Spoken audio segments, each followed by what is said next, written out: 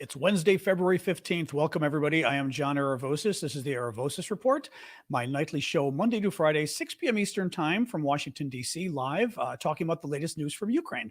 As always, I'm going to start my TikTok here on my iPad, and we'll wait about 2 minutes for folks to join us, and then we will start the news. And in the meantime, obviously, introduce yourselves if you would. Let's make sure my connection isn't misbehaving on TikTok again. Don't misbehave, connection. What are you doing here? I'm looking here. All right, good connection. There we go. All right. Anyway, and we got to check, is my mic working on TikTok or not? Otherwise, I'm just gonna. Oh boy, TikTok's playing the evil connection again. Oh boy, this is not good. Ugh, I don't want to lose the TikTokers tonight. Actually, I'm going to unplug the mic, my audio, but the connection is being bad on TikTok again, and I don't know why. No, the sound isn't the issue. I just unplugged it. Unstable connection. Oh, God. I didn't report it last time thinking it was going to be okay, and it's not okay. Unstable connection. Oh, boy. Ugh. Anyway, we'll wait a second here on YouTube, guys. TikTok is being really evil, except the connection's bad, so it's going to keep buffering is the problem. Yeah. All right, let me turn it off and turn it on again, guys, on TikTok. All right, I'm going to come back. Not good. I don't know what is going on with TikTok. Boy. Sorry, guys, the rest of you. Hey, Google, turn the thermostat down to 69. Hope I didn't screw up the temp. So I didn't screw up the temperature for all the rest of you in your homes. All right. Hey, Google, shut up. All right. Let me. All right. Let me just look here. All right. I'm going to change to, not that it matters, change to my other Wi-Fi, the 2.5 or 2.4, whatever it's called. Hang on a sec here, guys. Sorry, the rest of you. Although, actually, we usually take a second anyway for you guys to introduce yourselves. All right. We're going to try this one more time here, and then I am going to report this next time to the TikTok gods, because this is not good if TikTok keeps doing this. No, I shut TikTok off on purpose because the connection wasn't connecting on TikTok. Let's see if it connects. I'm going to have to report this. This is the second time it's done this. Very bad. Very bad. And as always, we know my Wi-Fi is working because I've got you guys fine. Oh, that's bad. TikTok's having a problem tonight. That's really bad. Ooh, boy. Okay, I'm shutting TikTok down and starting it again. I am not happy about this. Oh, TikTok, don't mess with me here. Add title. Okay, it just wiped everything out here, didn't it? All right, hang on. Sorry, guys. I just hate to lose TikTok. We may lose TikTok tonight, but I hate to do it. You know, topic is no longer available. Sorry, y'all. Like I said, introduce yourselves at least on YouTube and chat amongst yourselves for a minute. Actually, we've got a long show tonight, so I will go a little bit late because there's a lot of, actually, it's a good news show. Yesterday was a bad news show. Tonight is a very good news show. But hang on a second. TikTok, come on. But it's I've got a lot of stuff. So because we're starting late, thank you, Alan. Thank you, Alan. Alan sees me suffering and knows how painful this is. It is. It's very painful, like when things die when you're trying to go live. But no, the TikTok connection, let's see. Let's see. All right, I'm trying TikTok again. Let's see. It's claiming the connection's okay at the minute, but let's see. All right, TikTok. Hello. And Alan, thank you again, Alan. That was very nice of you. Oh, my God. Wow, the rest of you are here, I can see on YouTube and Twitch and everything. Oh, yeah. TikTok is just the connection. It's claiming it's a good connection, but then it screws up. TikTok's being really glitchy. The connection is screwing up. It did this the other night to us, guys. Now it's claiming good connection, but it keeps glitching out. I can just keep it going and we can see what happens for you TikTokers. Actually, if any of the mods hear me, obviously you can hear me. I'm going to start in a second, guys. The connection on TikTok keeps dying. So I may leave it live just to leave it live, but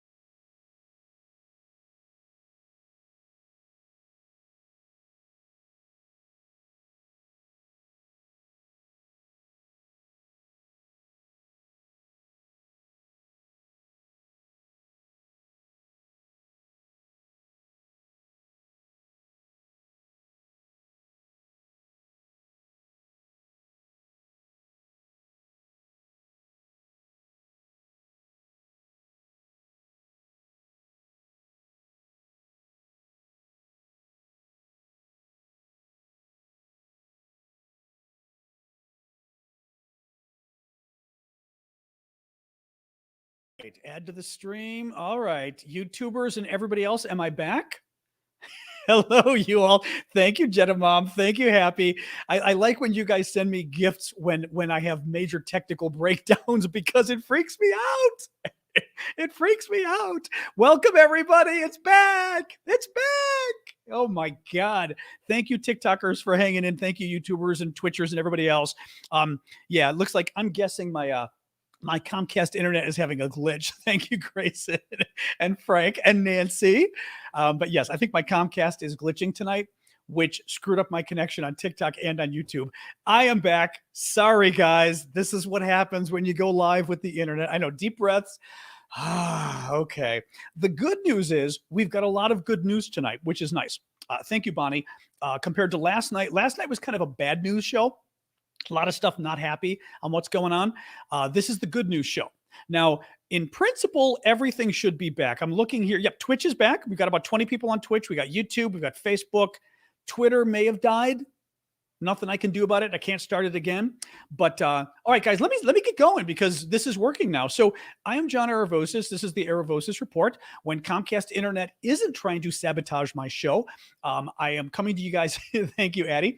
5 times a week, Monday to Friday, 6 p.m. Eastern, to talk about the latest news from Ukraine. Thank you, Hazel.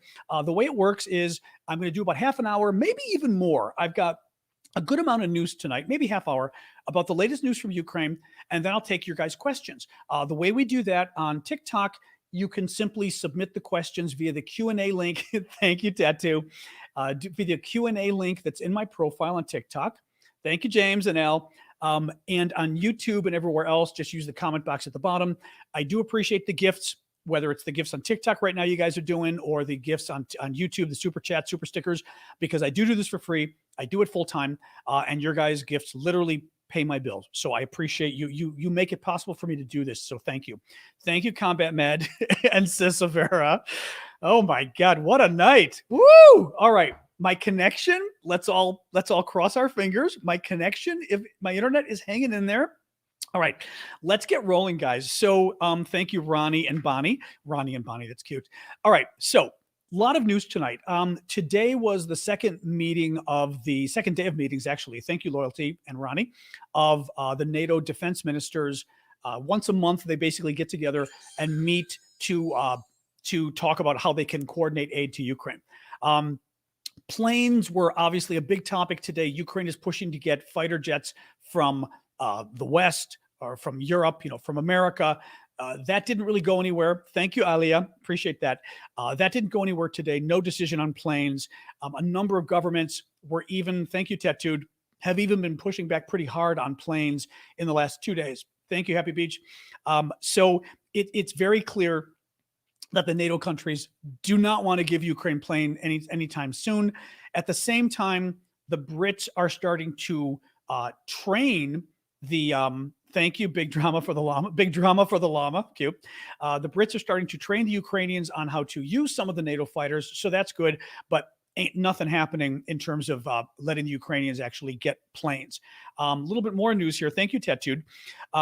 Russian forces are pretty depleted, according to an account of a U.S. defense briefing to allies quoted in the Financial Times. A senior administration official told the paper this means Russia is likely to begin more air flights. Now, this is kind of an important topic as we go through this, okay? And I've got a lot of different stories I want to talk to you about, but they're all kind of on how Russia's doing and how Russia is again finding that it's not very good at the land war, even though traditionally that's the big fear of Russia. When it was the Soviet Union, the big concern was land war in Europe. It was Russia, Soviet Union, but pretty much Russia, coming across from the east, coming across Eastern Europe, which they basically owned at that point. They were dominating and really, I always like to say they had kidnapped Eastern Europe. I mean, it was horrible. Russia had Eastern Europe trapped in a communist dictatorship for almost half a century. And the concern was the Russians were going to come by land with tanks and come into Western Germany. At that point, Germany was split in two by the Soviets. Thank you, Chris, for that. So ironically, the Russians are having a little bit of a hard time with the land war vis-a-vis Ukraine, which makes a lot of folks wonder whether they're going to start going more for air if they can. Thank you, Big Drama. That was very generous of you. I know how generous you were with that. Thank you for the fantasy, for the unicorn. Now, we did have reports in the last couple of days that the Russians have been staging a lot of aircraft, fighter jets, helicopters on the Ukrainian border, but at the same time, and I read it again today. Thank you, PJ. I read it again today that NATO is not concerned about anything. What's the word I'm going to look for here? Not concerned about any imminent air attack from the Russians. So to me, that means, thank you, combat, that Russia is preparing this sort of massive air force on Ukraine's border, but maybe they're waiting for the bigger offensive that might come either late March, early April, or a little bit later. It may not be this current offensive that's going on right now, because at least all of the NATO folks who have spoken, and again, I saw somebody quoted today, they're saying it's not something that's imminent that we should be worried about right now. But again, let me just keep going with this. 2 days of NATO negotiations ended today without a deal to send fighter jets to Ukraine. We've got the news of the planes being on the border I mentioned to you guys. What was this? Oh, British Defense Secretary Ben Wallace. He made some news today. He spoke to the BBC in the UK right before the meeting of the NATO defense ministers today, the defense secretaries, and said that Russia has not been able to punch through Ukraine's defenses. And this was some of the interesting data. Look what he said. 97% of Russia's army is estimated to be in Ukraine. Now, that's a little bit higher than some of the others are estimating. The New York Times today said that U.S. defense officials estimate that about 80% of Russia's ground forces, in other words, its army, are dedicated to Ukraine. Either way, whether it's 80% or whether it's 97%, that's a hell of a large portion of Russia's military, of Russia's army, to be dedicated to one country, to Ukraine. That leaves Russia's Eastern Front somewhat open, right? As far as what's going on near China, what's going on. I mean, the Russian Far East is near the United States, it's near Alaska, near Japan. One of the craziest ideas I had early in the war, and I still wish we'd do it, but I'm sure Biden probably thinks it's too risky, is we should have from the beginning, when we saw the Russians moving all of their forces out to the west, because keep in mind, I mean, right? Russia is like this big, okay? Ukraine is all the way over here. The Russian Far East, the Pacific, is all the way over here. This is 11 time zones, okay? The U.S. mainland is 4 time zones. Imagine how big Russia is if it's like 11 time zones, okay? So the fact that Russia moved so many of its troops from Eastern Russia, but I mean Siberia, everywhere else, all the way to the west to Ukraine, meant that they were basically leaving the East a little bit in peril, shall we say. Now, my guess is Russia knows us and knows America's not going to attack, right? I mean, America isn't going to attack, the Russian Far East, so they could risk moving their troops to the West. We should have moved 5,000, 10,000 American troops into Alaska. Thank you, Big Drama, for that. We should have, increased our fleet in the Pacific. And we could have moved it away from China, closer to Russia, so the Chinese don't freak out as much. But I feel like at the time we should have, and still today we should have forced Russia to the same game Russia plays with us, force Russia to wonder, is America going to try something in the East if we move all our troops west? Because what you do there is you force the Russians to keep more of their troops in the East. Right? The point is, if Russia has, and we started the conversation, if anybody's new here, we started talking about estimates from Britain's defense secretary that 97% of the Russian army is basically dealing with Ukraine right now. And U.S. officials who say it's more like 80%. Even if it's just 80%, that's a hell of a lot of Russia's army that's dealing with Ukraine. We ought to scare them into basically moving the army elsewhere and away from Ukraine. Now, the reason I bring this up too, and I will show you the map, people want to see the map, is this is a trick that Russia has been playing on Ukraine. You've got Ukraine here, okay? You've got Russia all over here. Here, you've got Belarus. You got Poland. So these are the friendly countries here. Belarus is here. Belarus is a dictatorship, big friends with Putin, okay? And Putin has been having the Belarusians basically making a lot of noise, trying to scare the Ukrainians into thinking, is Belarus going to invade, right? They've been helping Putin, but they haven't invaded with Putin.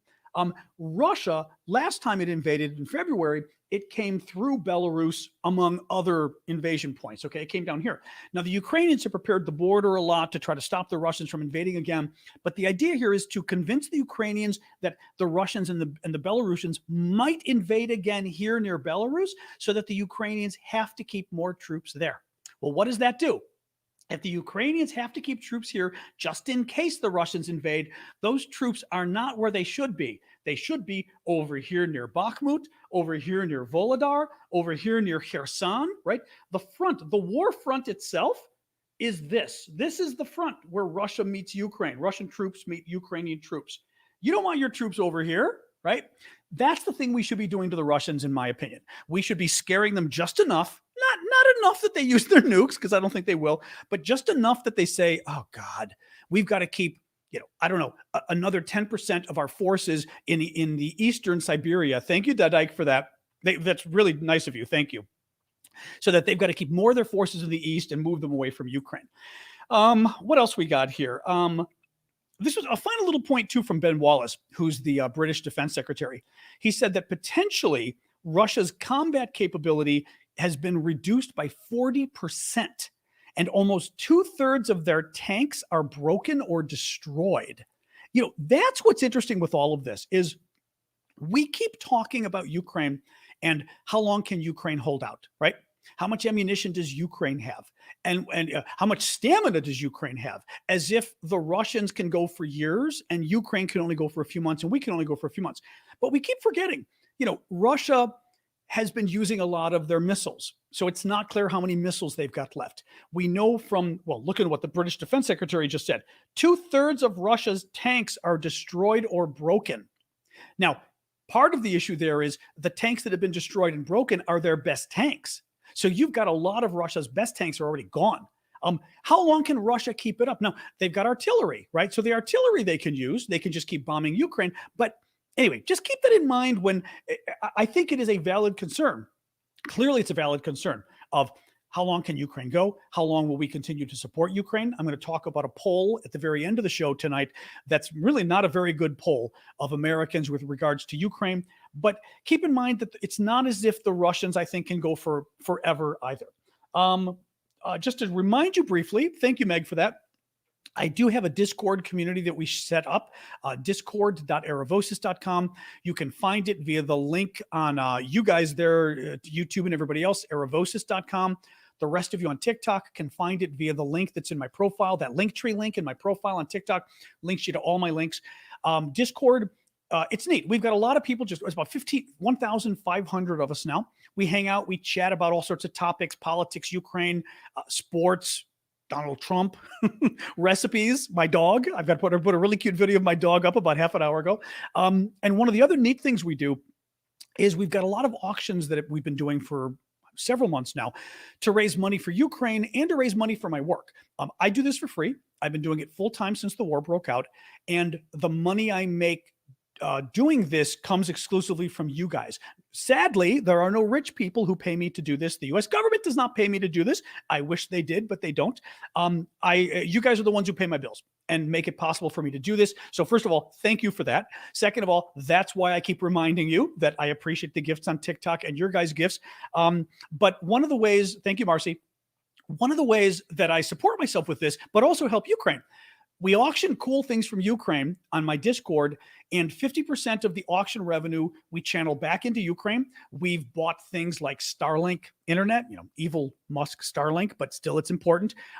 We've bought food. We've helped out. Thank you, Ben. That was sweet of you. We've helped out Ukrainians with disabilities with their basic needs and their basic supplies. I mean, sundries, soap, shampoo, you name it, because they've been the ones we were helping, for example, were in a home for people with disabilities on the Ukrainian front line. I mean, on the front line with the Russians. So really dangerous. Any case, one of the things we're auctioning off right now, I just like to show this because I think it's very cool. I bought several of these in Ukraine. We've got 2 boxes left. Yes, this is one of the 2 boxes. They are Ukrainian charity put this together. They are pieces of a Russian fighter jet shot down near Kharkiv, Ukraine, we believe last March. it's very cool because the pieces are titanium, titanium and a strong, a strengthened aluminum alloy. I Googled this, but the plane is an Su-30SM Russian fighter, and really totally cool. Pieces of the jet. Paid about $200, not about, paid $200 per box for these, and we've been auctioning them off, and they've been doing really well, and people have been very excited about this. It comes with a little map showing you where the plane went down. We've even got a picture of the plane that was shot down. I've got the information on the pilot. I did some Googling. I found the name and the photo of I found his mugshot, basically, the Ukrainian picture of the pilot after they arrested him because they accused him of war crimes. Anyway, point is here, our Discord community is another way you can help. Go check it out. It's free. You can pay as well. There's a paying side, but it's free basically. And go help us out if you can. It helps support my work and it helps me keep the show going. So thank you guys. All right, let's keep going here. So Institute for the Study of War, which is a defense think tank here in Washington, D.C. that's very good, very highly respected. They say that Russia has lost about half of their best tanks. Again, you can see how it kind of depends who you talk to, the exact percentage here, right? But ISW says Russia's lost about half of their best tanks. Russia has lost between 2,000 and 2,300 tanks, while Ukraine has had about 700 destroyed. Interesting when you think about it, right? Russia has lost 3 to 4 times the number of tanks that Ukraine has lost. Very interesting. As a result, Moscow has been forced to rely on older Soviet models. Henry Boyd, a research fellow at the same organization, at the IISS, which is the International Institute for Strategic Studies, another very reputed defense think tank in London. He said the Russians are producing and reactivating nowhere near enough to compensate for their losses. This is what I was telling you earlier, is yes, we are worried about Ukraine. And we are worried about whether Ukraine will have enough artillery to keep attacking the Russians. We're worried about, obviously, getting them tanks in time because the West didn't even agree to the stupid tanks until 3 weeks ago. It was way too late for us to be coming up with tanks for Ukraine. We should have done this months ago. But the Russians themselves are having a hard time replacing the equipment that they have that's being destroyed by the Ukrainians. That's at least a bright light here. Their current armored fleet at the front is about half the size it was at the start of the war, says the gentleman from IISS.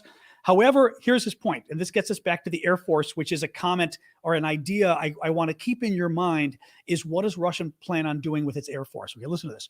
The same gentleman from the defense think tank in London. Moscow's Air Force is still largely intact, and the country may deploy it more actively in the next phase of the war. Why? Because they're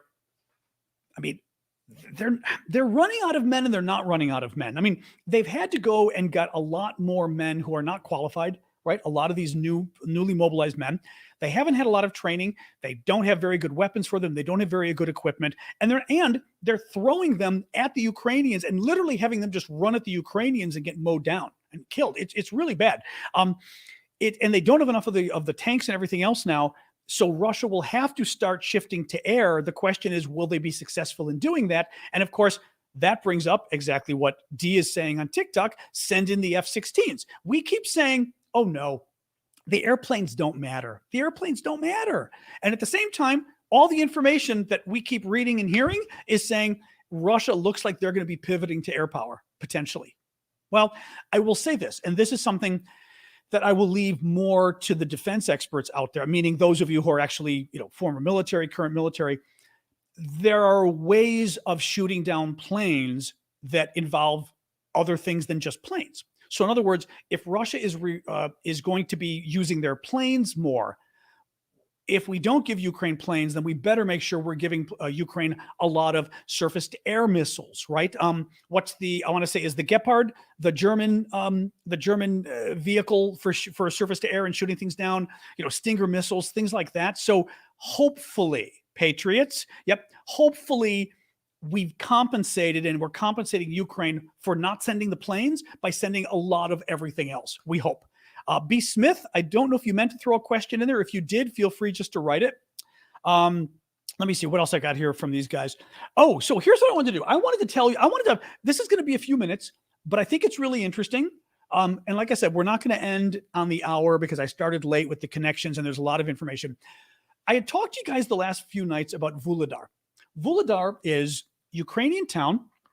It means something about coal, a coal mine, something about coal. I read today because there's a big coal mine there. Volodar is so Bakhmut, where a lot of the fighting's taking place, is up here. Okay, Volodar is down here, right kind of southwest of Donetsk. Okay, both of these are on the front line, the line where the Ukrainian troops meet the Russian troops. Remember, this is more or less the front line. Everything north is Russia. Well, of course, it's all Ukraine, but everything north is Ukrainian troops. Everything south of this line and east of this line is Russian troops. Okay, so down here you've got Volodar.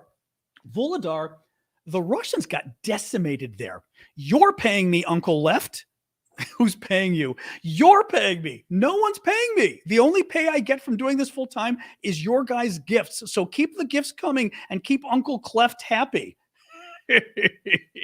I do kind of like when they ask about the money thing, because it lets me get it was a troll we had on TikTok, because it lets me sort of remind folks. Thank you, Flower Lady. You didn't have to do that, but thank you, Flower Lady. Thank you, Hazel. My point here is the Russians had a big attack on Volodar, and it was a disaster for them. I talked about this a few days ago, but we've got more information coming out now, and I think it's actually very interesting. Oh, thank you, Uncle Left. Okay, Uncle Left is actually not a troll, guys. He just gave a little donation, so make sure you don't ban him. Looks like he's a good guy who was asking sincerely. All right, if you blocked him, maybe unblock him. Looks like he was being sincere. So what's interesting about Volodar, thank you, Beirut, is the Russians got so destroyed, but there's a lot of analysis now as to how badly they got destroyed, but also what happened. And what happened, well, let me tell you first a little bit of the data on how badly the Russians did in this battle. Second of all, why they did poorly, because I'm not going to say that this is, an example of what will happen in the rest of the war, but it's interesting that even after this crazy mobilization, right, that Russia, thank you, Nathan, for that even after Russia has mobilized, 300,000 men or 200,000 men at least, right, and we're getting all so worried about this. The fact that, thank you, Bonnie, the fact that after all of that, Russia has a new big attack on Ukraine and they got decimated. I mean, decimated, says maybe what's happening. Oh, Uncle Cleft is a troll. Okay. Sold out for a penny. I don't sell out for a penny, honey. I do not sell out for a penny. $1 million I might sell out, Uncle Cleft. But yeah, ban Uncle Cleft. I was wrong. He's a troll. I don't know why he bought a rose, though. That was really weird. Let me real quick. I've got a super chat question from B. Smith. His question didn't work originally with the thing, and Roshan found it for me. Thank you. Do you think Russia moving most of its forces into Ukraine opens up the small possibility of an invasion from China in the far future?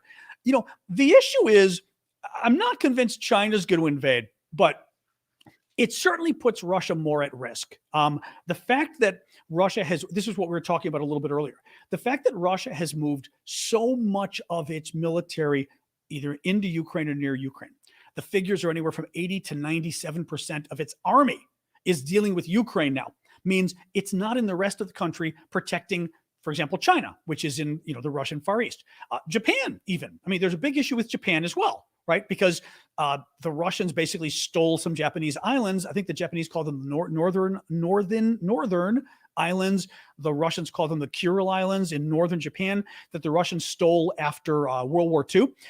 And when your military leaves and goes somewhere else, like what Russia did.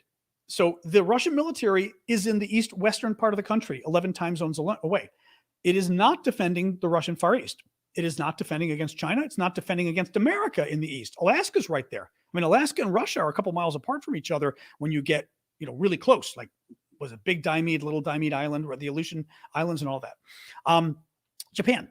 So the Russia has moved its troops away, which means if somebody wanted to cause trouble like China or Japan or America, we're in a better position today than we were a year ago because Russia's troops aren't defending that area. Second of all, a lot of Russians' troops have been destroyed, right? A lot of their tanks have been destroyed. A lot of their soldiers have been killed, injured. That makes Russia weaker. And third, and I've hit on this point a lot, Russia has done so badly in this war that, we once thought the Russian military was this tall, and now we realize it's only this tall, right? Because they're just not as good as we thought they were. That's another reason why, if you were somebody considering causing a little trouble, you might be considering it a little more. Now, the other thing it could do is you deal with former Soviet states, right? Which Ukraine was part of the Soviet Union. The Baltic states were part of the Soviet Union. You've got other areas that Russia is still playing games in, like Armenia and Azerbaijan, Georgia, right? Soviet Georgia, former Soviet Georgia. Well, those guys are always dealing with the Russians screwing around with them. They might be willing to screw back a little bit with the Russians right now because the Russian troops are occupied elsewhere. And the Russian troops are weaker because of the fighting. And we've seen the Russian troops are weaker because they're not as strong. Right. So anyway, that was a very long way of answering the question, saying that I don't know that China is going to invade Russia anytime soon, but Russia has put itself in a strategically weaker situation because of the war in Ukraine. There you go. Now, I was talking about Volodar and this battle that the Russians had in the last week or so. Okay, I have no idea what you're talking about, Amanda Moonbeams. This battle in Volodar and why it matters. Let me tell you first how badly the Russians got slaughtered, and then we'll talk a little bit about why the Russians didn't do so well. Okay, this first part is from the New York Times. Two of Russia's most elite brigades were reportedly decimated in Volodar. In 1 week alone, the Ukrainian General Staff estimates that Russia lost at least 130 armored vehicles, including 36 tanks. This is 1 week in one battle, okay? I mean, a battle for one town. That estimate has been supported by accounts from Russian military bloggers and drone footage of the destruction reviewed by independent military analysts. British Defense Secretary Wednesday cited reports that a whole Russian brigade was effectively annihilated in Volodar, where he said Moscow lost over 1,000 men in 2 days. Okay, 1,000 troops in 2 days these guys lost. British Defense Intelligence says that the Russian troops abandoned at least 30 still working armored vehicles after one assault alone. Thank you, Panya, for that. Now, what's interesting about that is basically the Russians abandoned 30 vehicles that are working. This was actually very funny. This one I told you guys about several days ago, where the Russian troops were so freaked out by the Ukrainians that they ran. They just got up from their vehicles and ran. And the Ukrainians basically took possession of 30 working military vehicles that the Russians just ran. I mean, it was wonderful. A Russian Marine who survived the fight in Volodar told the Russian media outlet 7x7 that he was part of the 3rd company of the 155th Brigade. And I Googled this. A company in Russia is between 30 and 150 men, okay? After his unit's failed assault, he said, only 8 soldiers were left alive, okay? Actually, I think I looked at unit, not company. I think it was, in any case, his grouping was somewhere between 30 and 150 men. Only 8 were left alive after the one battle that he was in. Let me talk really quick now, still Volodar, about what, this was a separate New York Times article talking about what they think actually happened. Why? Again, just to set the stage of why we're talking about this. Volodar is this battle, eastern Ukraine, happened in the last week, and the Russians got slaughtered. I mean, slaughtered to the degree that even Putin's biggest defenders have been public, just obliterating the military of the livid. I mean, the Russians are livid over how badly the Russian military did, okay? And I think it's interesting to look at this and to try to learn from it, because maybe this can give us some ideas or some, presaging. Thank you. I have no idea how to pronounce your name. Eop, maybe for the glasses, but thank you. But maybe it gives us some kind of an idea of how Russia will do when they launch their bigger offensive in the coming weeks. So listen to this. I'm just going to read you some of this from the New York Times article because I thought it was fascinating. Listen to this on why Russia did so poorly in this Volodar area. Moscow had to turn to newly mobilized recruits to replenish its ranks there before it attacked again, according to accounts of Russian soldiers taken prisoner. In late January, Russia amassed thousands of soldiers south and east of the city, Volodar. When they attacked, Russian infantry was supported by armored columns, artillery, and close air support, which it's supposed to do. You're supposed to have all of these guys from different parts of the military, air, ground, helping each other, okay? So that's good. They were doing what they're supposed to. but the Russians faced a problem from the outset. They have been forced to position large concentrations of forces outside the range of Ukraine's American-made precision missiles, which can shoot about 50 miles. That makes it hard to attack with either speed or surprise. This is something we've been talking about. Up until now, the U.S. has been providing missiles to Ukraine and for HIMARS, but other things that can shoot up to 50 miles. 50 miles is maybe 90 kilometers, okay, something like that. Thank you for the hat there, Thunderstorms. The fact that these missiles can go 50 miles means the Russians have to basically store things more than 50 miles away. So their ammunition, they've got to put the ammunition more than 50 miles away. Thank you, Timothy, for that. They've got to, thank you, Vic, for that as well. They've got to, housing for the troops, 50 miles away. Food for the troops, 50 miles away, right? I mean, airplanes being based. I mean, you get all of this, right? The idea is everything they need is to be 50 miles away or it's going to get blown up. So once those things start moving closer to the front, the Ukrainians know. And they're able to know that the Russians are about to do something. So that's why the longer range missiles help. It's one of the reasons why. Thank you, Bergman and Thunderstorm. It's also why a lot of us have been annoyed that the U.S. Thank you, Hazel. That very generous of you on TikTok. Thank you so much for that. It's another reason why a lot of us have been very ticked off that the U.S. and the Western countries in general are refusing to provide longer range missiles to Ukraine. Now, because it would force the Russians to put their all their supplies even further away, which makes it even harder to fight the war. I will say, to our credit, we finally agreed in the last big batch of defense aid that we offered Ukraine maybe 2 weeks ago. The U.S. is providing ground-launched small diameter bombs, GLSDBs, that are these bombs paired with these missiles we're giving them. And these can shoot about 194 miles or about 150 kilometers. That doubles the distance, which is great. But we need to be giving them the missiles that can go 200 miles because that's what would really cause a disaster for the Russians. Continuing with this, here we go. The Russian fighter jets and attack helicopters were somewhat paralyzed by the fine work of the air defense forces, the Ukrainians. Ukrainian signal operators jammed Russian communications, and Ukrainian artillery fired back the moment Russian artillery crews started to go to work, assisted by drones spotting their location. Now, listen to that last point, okay? Drones that the Ukrainians were operating helped them pinpoint where the artillery was coming from. Thank you, Thunderstorm, for that.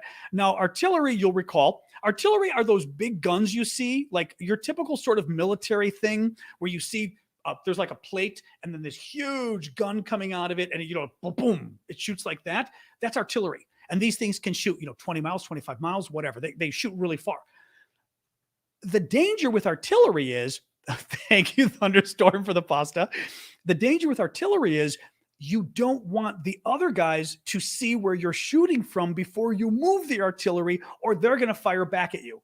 Well, two things are going on. One, we've given the Ukrainians very good weapons that let them spot the Russian artillery and then fire back immediately as soon as the Russians, which is great. We've given them weapons where the Ukrainians can shoot multiple artillery rounds very quickly so that basically they can adjust where they're shooting to next. So again, they see where the Russian artillery is coming from. They can go, whoa, let's hit that. Thank you, Thunderstorm. But the other thing that was interesting from this New York Times article is that it says I'm going to read this again. They fired back at the Russians the moment the Russians started to fire at them, assisted in part by drones spotting their location. Thank you, Tim, for that. The Ukrainians were using drones to spot where the Russians are. Thank you, Thunderstorm. How do you think they're communicating with their drones? They're communicating with their drones using Starlink internet. Okay. This is why a lot of us are getting very upset with Elon Musk playing games with threatening, not just threatening, he's cutting off a lot of Starlink's access. Specifically, Elon said he was cutting off Starlink's connections to Ukrainian drones. He said that last week. Ukrainian drones are the reason that the Russians got destroyed in this battle because the drones were being used to spot the Russian. The drones go in the air, they look, they see the Russian artillery, they radio back the GPS coordinates, and the Ukrainians are able to hit. I am telling you, it is not a coincidence that last week right? This battle happens. This battle was assisted in large part because of drones using Starlink, and Musk turns around and says, no more drones using Starlink. That didn't happen by chance last week. Somebody wanted Elon, this is my opinion, my read of the situation. Somebody wanted Elon Musk to stop helping the Ukrainians because somebody has a big offensive coming up against Ukraine. This would be Putin. And he does not want he does not want Musk to be helping Ukraine anymore with the drones and with the Starlink. And somehow, we don't know how. Thank you, Webadeb, for that. Wave, we'll do the wave. Somehow, Putin, I think, got Musk to back down. Now, whether Putin threatened Musk, we had the report. Oh, Callum. Hey, Callum. We had a report several months ago that Putin and Musk had a secret phone call. And in that phone call, Putin reportedly threatened Starlink's satellites. And after that phone call was suddenly when Elon Musk started talking about World War III and promoting peace plans that Putin had endorsed. And it was just nonstop. Elon suddenly went from Ukraine's biggest defender to Ukraine's biggest hater and Putin's biggest defender. It was right after, reportedly, Putin threatened to blow up his satellites, okay? So take it to now, and we've got Putin's big offensive coming. Satellites are playing a key role in helping control and communicate with Ukraine's drones. Thank you, Lake Lady.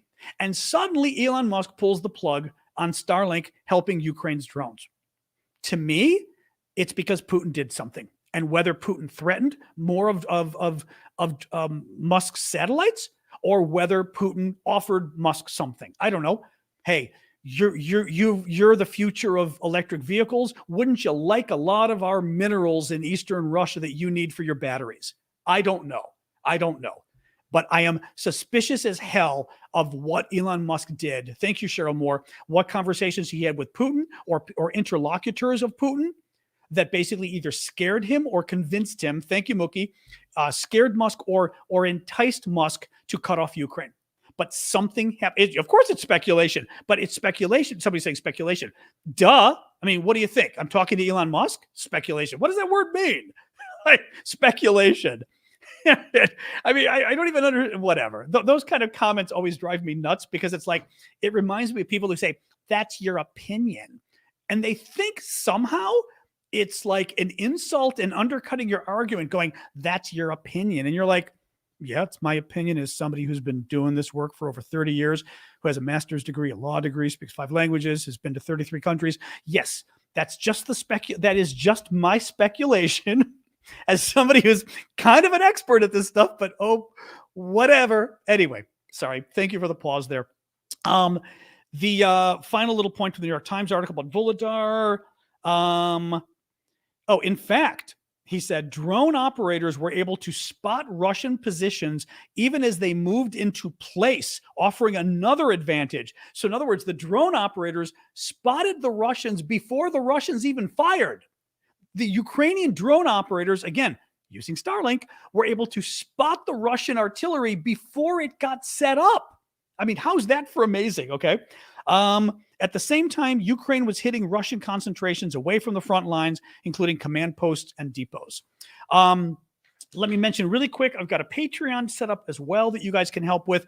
And then I've got a poll I want to conclude telling you about. That's kind of a bad poll, actually.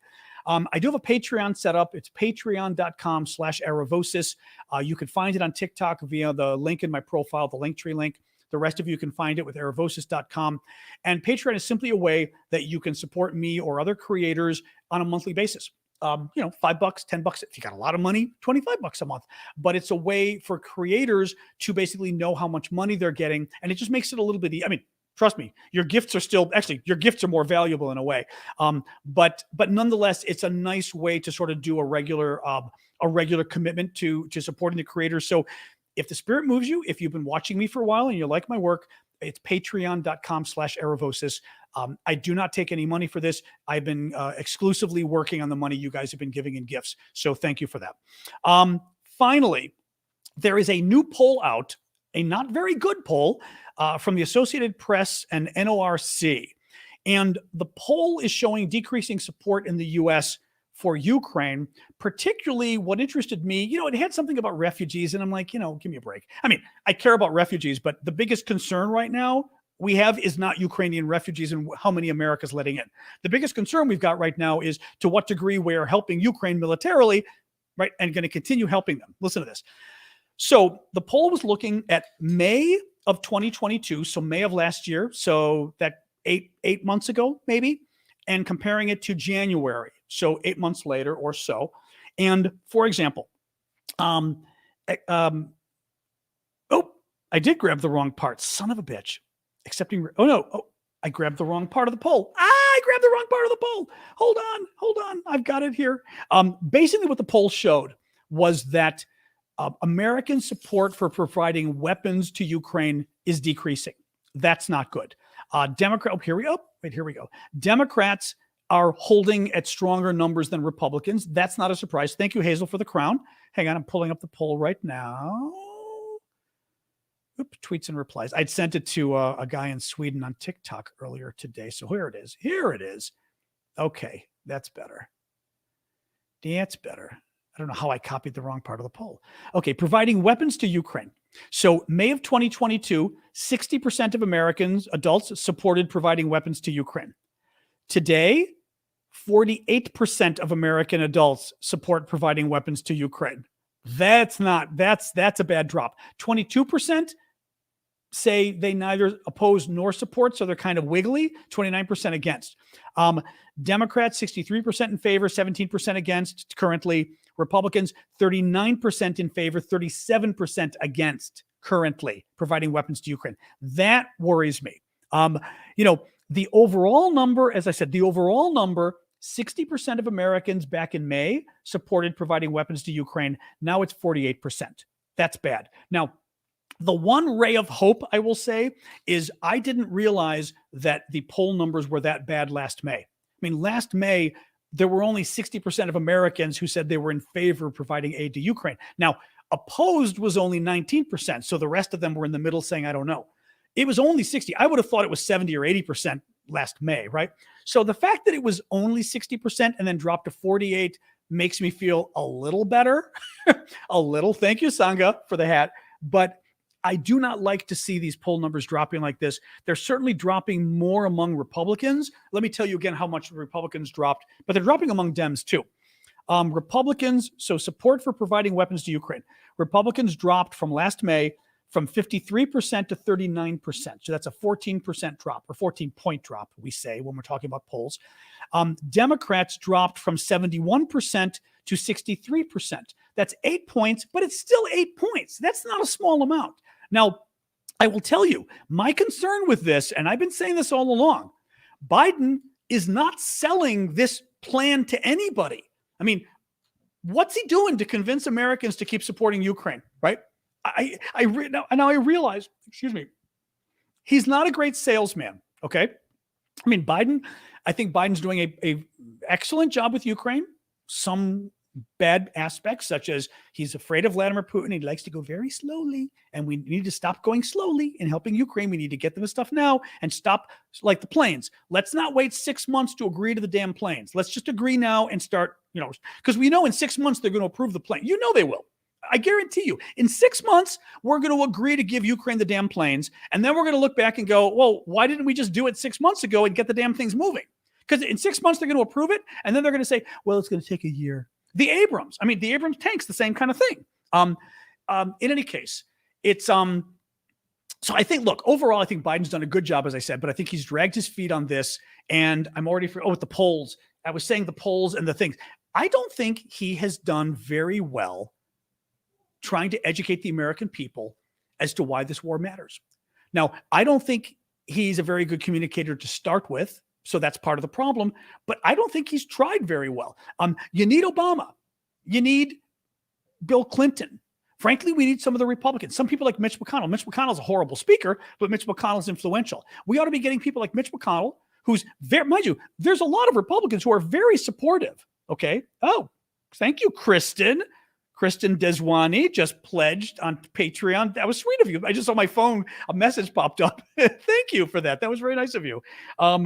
Oh, Jesus. Wow. You did a big contribution too. Thank you. Wow. Thank you for that. The, I don't know what the answer is as far as Biden, because Biden, I think, doesn't communicate well.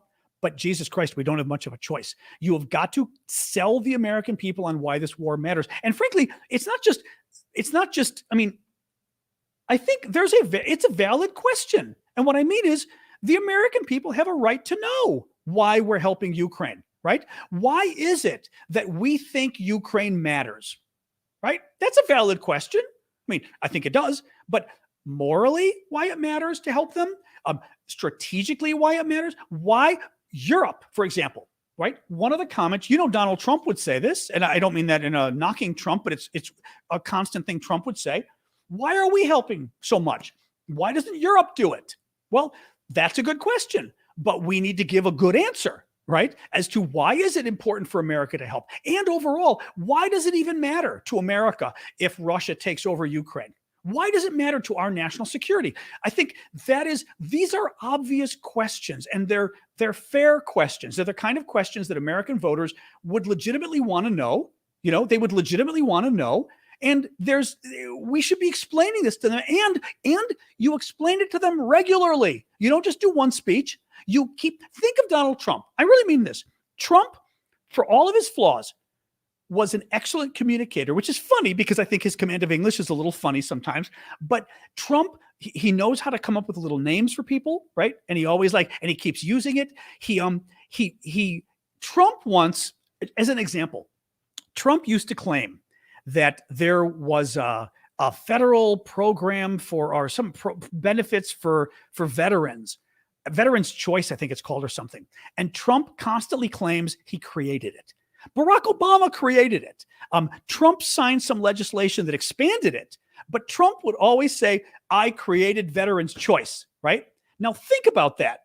Think about that. It was brilliant of him, because I'm talking like 150 times or something Trump said this. Every stump speech for president when he was running, he would say this. Now, I'm not saying it's brilliant to lie, but what's brilliant is you don't just make a point once, you make it every time. Biden should be talking every day about why Ukraine matters, why America's national security matters, why Americans should be worried about Russia. Biden doesn't want to talk about why Americans should be worried about Russia. That's part of it too. I think from Biden's perspective, we don't want to make Vladimir Putin angry. And if we talk about Putin being a dictator and possibly attacking the rest of Europe, that'll make Putin angry, and it'll make it harder for us to have peace with him in the end. I guarantee you that's what Biden is thinking. Now, Biden may not be wrong, but you know what? Ronald Reagan knew how to argue that America needed to take on Russia and the Soviet Union, right? Whether you liked Reagan or not, Reagan knew how to make this point. And by the way, Europeans may not have liked Reagan, but he got elected twice in America, and Americans were not in any way, shape, or form thinking, gosh, we ought to give the Russians a pass like they're thinking now. Thank you, Harold. Anyway, it just drives me a little crazy, because it drives me a lot crazy. Part of, and this comes to, and I'll sort of stop with this and we'll do the questions and answers. Part of what my background in politics has always been, I've been in politics for, over 30 years in Washington, D.C., mostly in D.C. I was in New York for 2 years, but mostly in D.C. And what I found is marketing matters. And that basically, whether you're trying to pass legislation, block legislation, Elise, I'll get to your question next, pass legislation, block legislation, stop companies from doing things, force companies to do things, or something like this now, right? Develop public support. You needed marketing. And I think people on the left in America, at least, maybe internationally, people on the left often think, and Barack Obama had this problem too, they think good ideas will sell themselves. We just need to come up with good ideas, right? That will help the American people. And the American people will understand. They're smart. They will understand how good our idea is, and it'll win. Republicans know that's BS. You sit there, by the way, I think Republicans sometimes lie about what the truth is, but that doesn't really matter. Republicans will sit there. Donald Trump, they come up with names, right? He comes up with little names. They find ways of spinning what you're going to do, and they hit you over the head with their point again and again and again. And Democrats sit there and go,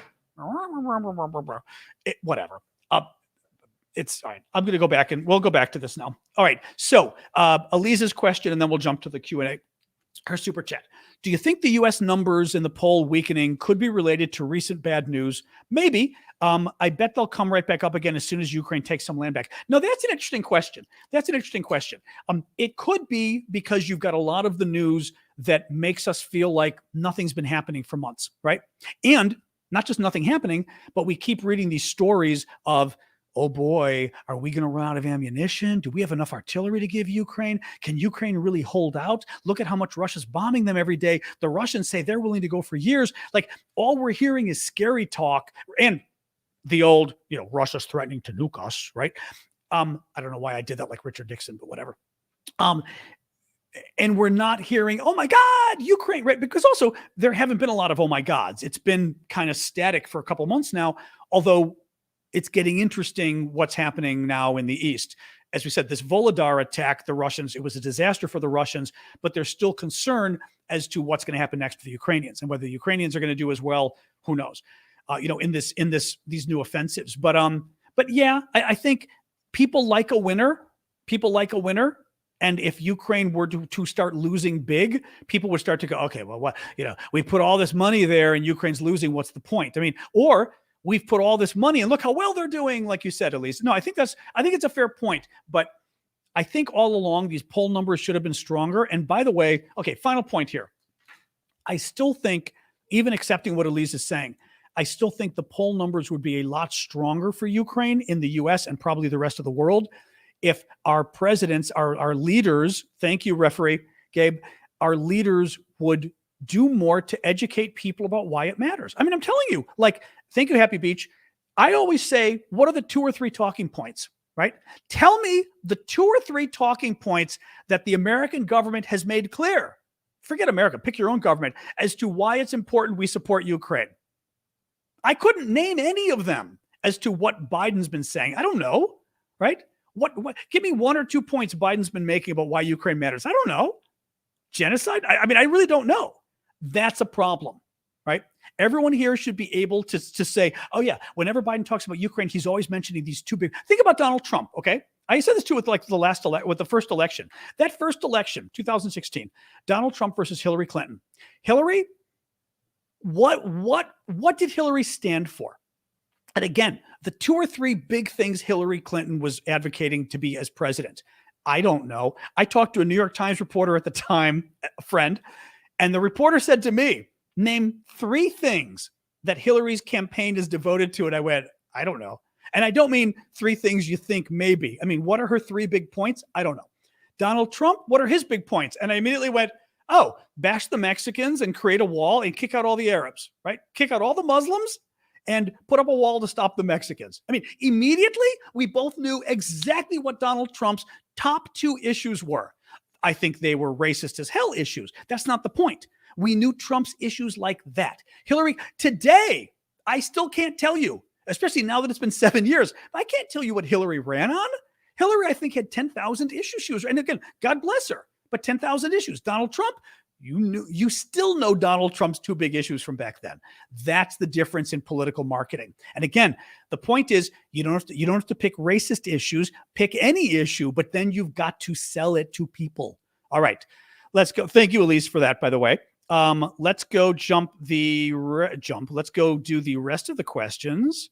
Sasha, you're fine. My dog is sitting whining at the door because she wants to play with the neighbor. Octavia, nothing about Trump is genius. Watch The Man Who Knew Too Little. Or Octavio, I'm sorry. I don't have my glasses on. I thought it said Octavia. Octavio Machado. Thank you, Octavio. No, but the thing with Trump, though, Trump understands messaging. He really does. I mean, Trump was brilliant at coming up with these cute little names for people. And as I said, repeating it, drain the swamp. Actually, there's another great one Daniel just brought up. He's very good. Again, evil people, bad people, stupid people, whatever, can be good at marketing. First of all, I would say charlatans per se are good at, I mean, whether you think Trump's a charlatan or not, but some of the worst people in the world can be great at marketing, right? I mean, the whole reason okay, look, forget Trump, because Trump can be divisive. George Santos. None of us like George Santos. He's that new crazy Republican congressman who stole from the guy whose dog was dying. And I mean, the crazy stuff. This guy, I'm trying to think why I was thinking of Santos. Oh, with Trump. This guy's a charlatan. George Santos is a thief. He's a con man. But he's a very good con man, which is how he was able to get away with all this stuff. He even conned the court into dropping the criminal case against him. When he had stolen all the money from the dog guy, they were going to extradite him to, I think he was either in Pennsylvania or he was going to be extradited to, he was going to be extradited to Pennsylvania, the Amish. He stole from the Amish. He was going to be extradited to Pennsylvania because he stole from the Amish, and he convinced the court that his checkbook was stolen. The $15,000 in checks he kited were actually somebody stole his checkbook. It wasn't his fault. I'm not convinced that's the case. This guy is brilliant. A successful con man is brilliant at marketing. He knows how to sell himself, and he knows how to sell his ideas, even if they're lies and even if they're bad ideas. That's my point. In politics, they don't have to be lies. They don't have to be bad ideas, but it is. And I'll stop with this because I'm repeating myself. It is critically important in order to win, to actually sell what you're doing. And I think Biden doesn't realize that. Biden does not believe in having to sell his ideas, and we're not going to win Ukraine unless we do. All right, let's go to some of the more of the questions here. Beep. I'm going to TikTok. So TikTok, remember your questions are in the Q&A link in my profile. You can find the questions. Otherwise, I agree with you, Octavio. Don't worry about that. What do you think the Kremlin are thinking? Oh, thank you, Hazel. That's cute. I've not seen that before. That's cute. Was it Paimon surprise? I don't even know what Paimon is. Thank you for that. What do you think the Kremlin's thinking about that they have shown the world that they are weak now? They also need to see that they lose power in the world. I mean, Putin is willing. Putin thinks he's got a longer period of time he can win this, meaning, sure, it's not okay. Putin thought he was going to win immediately, right? They thought they were going to, within 3 days, they were going to take Kyiv, the Ukrainian capital. Within 10, I remember the date the article I saw said, I believe, within 10 days, the Russians thought they were going to take all of Ukraine. So Putin has been surprised it took this long, but he clearly thinks if he keeps going, he can win eventually, and that the people will stay with him long enough. I don't want to say he's not worried yet, but in a way, he doesn't have a chance. He doesn't have a choice right now. He's got to keep going, because if they do lose right now, then Russia does look bad in the rest of the world, and Russia does lose a lot of power in the world. I think Russia's already lost a lot of power in the world anyway, because even if Russia gets to keep, mind you, right, the portion of Ukraine that Putin invaded and is still holding on to, 18% of Ukraine, it's all of this. So all of this, the Russians still hold, more or less. Even if they get to keep all of that, which is significant, it's taken them a long time to do this. Thank you, Marianne. It's taken them a long time to do this, and they're not doing very well. This already sends a message to the world that Russia's military, sure, they're big, right? They're big, so we should worry about them, but they're not that good. They're only good because they're big and because they have nukes. If they didn't have nukes, Russia wouldn't even matter. Culturally, militarily, economically, they wouldn't matter. Let me see here. Deep. Yeah. Sorry, I'm just looking here. I'm trying to pull up like questions that I think are the most interesting. It doesn't really matter. Russia has asked for an emergency meeting of the UN on February 22nd. It's what they do. Thank you, Bergman, for that. I don't think it really matters. I mean, Russia, the UN is Russia's sort of opportunity to go and lie to the world. I mean, that's what they do. So there's nothing that they could do anyway at the UN. I mean, the UN is pretty useless anyway. But I think it's the anniversary of the war. February 24th is the anniversary of the war. So February 22nd is 2 days before. So I think it's simply Russia getting ready. By the way, February 24th, thank you for the hat, Russell. Is February 24th let's look here. Is it a weekend? Oh, it's a Friday. Okay, it's a Friday. That's not such a weekend then. Let me see here. Oh, maybe this is the same thing. Putin's planned speech next week. I mean, let's see. Declaration of war through further mobilization. The only thing is, we'd been thinking for a while that Putin was going to declare war months ago, and he didn't. Remember? We were thinking he was going to do a further mobilization. What they do think about the mobilization, though, is it's possible Putin announces a bigger draft. But a lot of the experts are saying they think the Russians really never stopped mobilizing, that they really never stopped drafting men because Putin is, legitimately worried that if he announces look what happened last time. He announced the big draft last September and nearly 1 million Russian men fled the country, right? He's afraid that if he announces another big draft, he's going to have another 1 million men leave, another 1 million man march out of Russia. And it's going to cause more societal problem and more embarrassment, but also more societal problems. What a lot of folks think is he's just been continuing the mobilization. He's been sort of secretly getting more people. For example, there was an article today saying that they're trying to find the Russians have been basically finding ways of getting around some of their rules. For example, college students can't be drafted. If you're at university, you're safe. Well, they've been going and they've been either tricking or pressuring college students to finish their degree early, like in April instead of over the summer, so they can join the military earlier. But from what I was reading, a lot of it was basically tricking these kids so that they were getting around their own rules by tricking college kids into joining the military. And then once they joined, it was too late. That is an example of how, right? You're increasing the mobilization. You're getting around the rule that we can't draft college kids, but you're not announcing it public and saying, now we're going to draft college kids. So I'm not sure he would announce a new mobilization. I don't know that he has to, because he's mobilizing anyway, So let me see here. I don't know what's going on. It's a good question. CK Ariet is asking, is anyone attending any Ukrainian support events on February 24th, which is the 1-year anniversary of the war? It's a good question. I don't know. I don't really know. Biden is going to be in Poland, I think, on February 20th. I don't know what else is happening sort of worldwide. I'm sure there's a lot, but again, marketing, I'm not thrilled that none of us really know what it is. That would be called bad marketing, poor marketing. Is it true the U.S. is pulling people from the embassy in Russia? I have not heard that.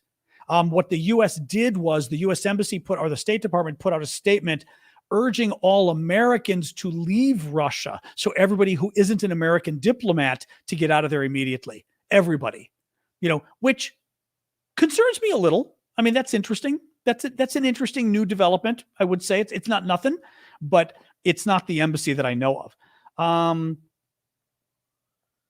That's interesting. Petraeus, interesting interview with General Petraeus on CNN talking about strategy. But Petraeus says his money's on Ukraine. I did see that quote, but I haven't seen the interview. Okay, I'll take a look. I will say there's a lot of former American generals who have been very interestingly saying publicly recently that they still think Ukraine is going to win this, which is interesting. Granted, they wouldn't. Let me put it this way. If they thought Ukraine was going to lose and they were worried, they wouldn't. I don't think they'd say Ukraine was going to win. They would say, this is going to be a tough battle. Oh, thank you.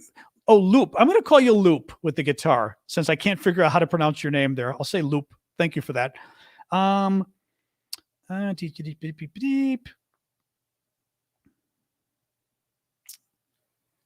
Lot of train derailments. There's a lot of train derailments inside. Oh, the train derailment here in the U.S. Who knows?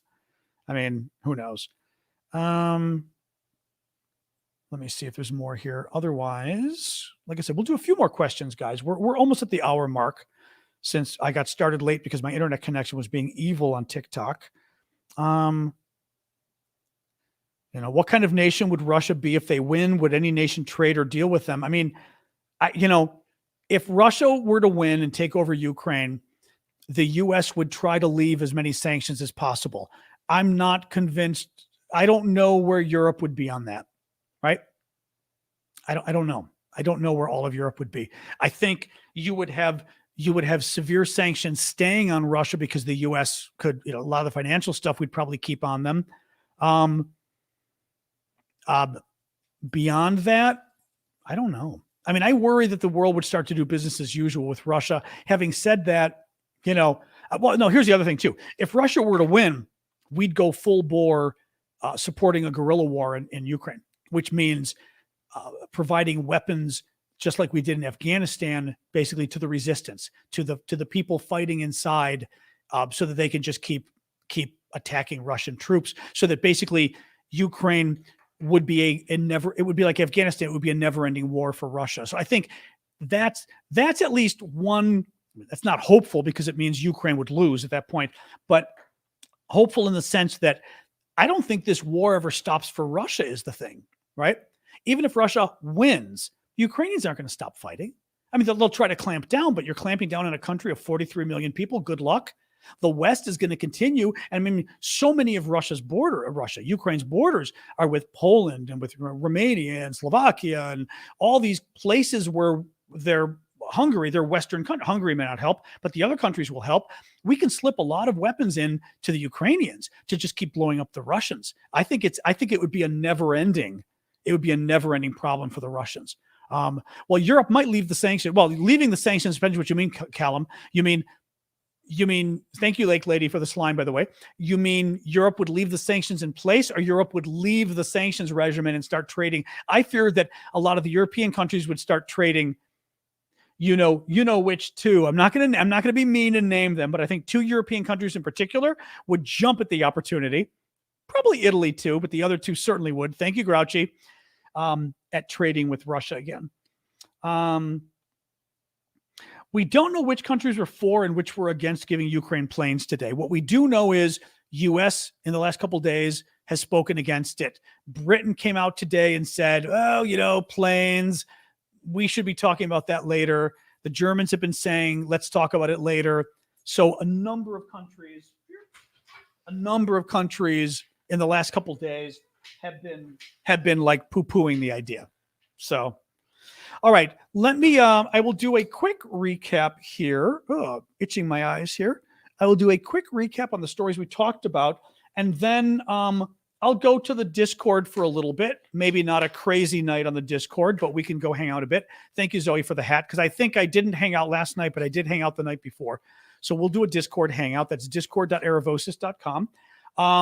I've got a store as well, which I keep forgetting to tell you guys. It's store.aravosis.com. Actually, the easiest way, again, just find it on the, thank you, Zoe, for that. Find it on my links in my profile on TikTok, the Linktree link. And for you guys, aravosis.com. And one of the links coming up will be my store. A lot of cool Actually, I'm going to start wearing my t-shirts again from the store. I've got a lot of cool Ukrainian style t-shirts. And again, half the profits from that I channel back into Ukraine. The other half I use to support my work, again, because I'm doing this for free full time. All right. So the topics we talked about today. NATO defense minister meeting was in its second day today. Planes were the topic of discussion. No great solutions offered. I mean, the West is still being bad about planes. Speaking to the BBC before heading into the talks, Defense Secretary Wallace of the UK says 97% of Russia's army is occupied in Ukraine, and their combat capability is reduced by 40%, and 2/3 of their tanks have been destroyed or broken. Well, come on in. My dog's whining. The door wasn't open enough for her to come in and out. Institute for the Study of War, a defense think tank here in Washington, D.C. A lot of us trust and like, says that, she's got her new toy. I got my dog a new toy recently. You may hear it. And now she's going to the door to see if she can get the neighbor's dog to play with her. The two of them spend their entire days, every time we get in the hall, running back and forth and trying to annoy each other at the doors. ISW says that Russia has lost half of its best tanks, and they're having a hard time replacing them, which is good. I then did a very long, it's almost hard to summarize this. I did a long discussion about Volodar, which is a Ukrainian town, eastern Ukraine, that the Russians launched a big attack earlier this week and did horrifically. 1,000 Russian troops killed in 2 days, lots of tanks destroyed, lots of vehicles destroyed. And then there was a wonderful New York Times article going through all the details on why Russia lost, which was also really interesting. Bottom line here, I just keep in mind the reason we talked about that story during the show was it's going to be interesting to see how Russia does with these new offensives that are coming up, right? We're worried about one happening right now, and then we're worried about a bigger one happening the next month or two maybe. And already at least one of the case studies was this town in Volodar, and the Russian military kind of fell apart, which was good. They didn't do very well. Let's hope that that's an indication of what's to come. Finally, I was going to tell you too, finally, there's a poll of American adults, and it shows that support for giving weapons to Ukraine is decreasing, which is not good. And then finally, I didn't mention this. I'll help you in a second. My dog wants more water. Just wait. Professor Malcolm Chalmers, deputy director at the Royal United Services Institute, said today that the chances of this war finishing this year are pretty slim. He did say it's also the case that Russia is losing a lot of people and a lot of equipment, and there is a real question about how far they can sustain an offense for a long period. That's the point. Sorry, my nose is itching.